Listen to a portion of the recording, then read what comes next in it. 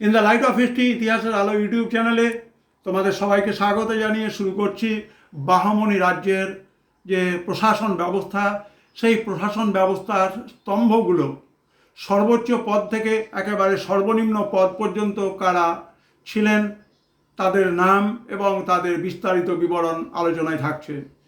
প্রথমে যার নাম বলবো তিনি হলেন উকিল ই সুলতান।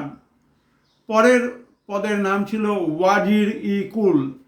তারপরে পদের নাম ছিল আমির ই জুমলা। তারপরে পদ ছিল ওয়াজির।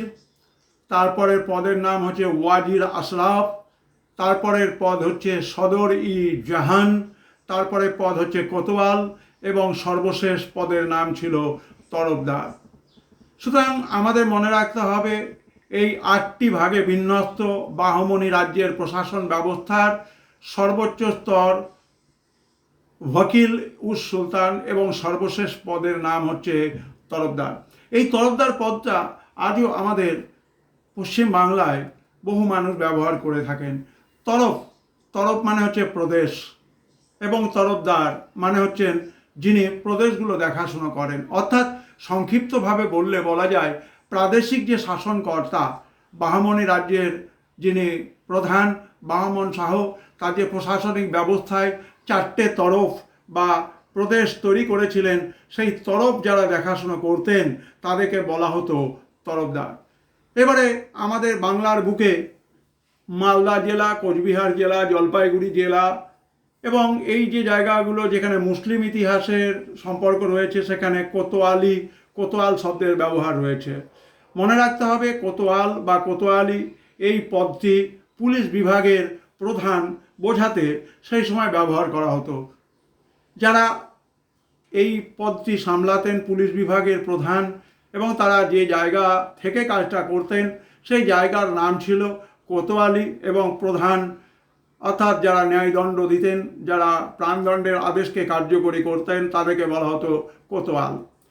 আলোচনা করব সদরি জাহান।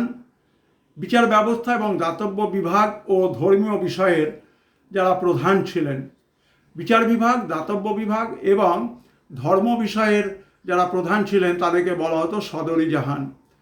ওয়াজির আশরাফ যিনি বৈদেশিক এবং রাজদরবারের বিভিন্ন ধরনের খুঁটিনাটি ঘটনা লিপিবদ্ধ করতেন, দেখাশোনা করতেন, তাকে বলা হতো ওয়াজির ই আশরাফ।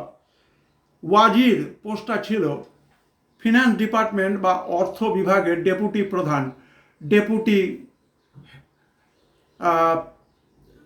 সেক্রেটারি বলা যেতে পারে, ডেপুটি কালেক্টর বলা যেতে পারে অফ ফিনান্স, তিনি হচ্ছেন ওয়াজির। আমির ই জুমলা তিনি হচ্ছেন অর্থ বিভাগের হেড অফ দ্য অফিস। এবারে ওয়াজির ই কুল আর সর্বশেষ হচ্ছে ওয়াকিল ই সুলতান, অর্থাৎ দিল্লি সুলতানের সমতুল্য পদ হচ্ছে ওয়াকিল ই সুলতান।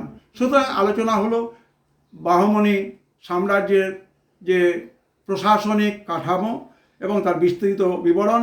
তোমরা নজরে রেখো in the light off history ইতিহাসের আলো ইউটিউব চ্যানেল।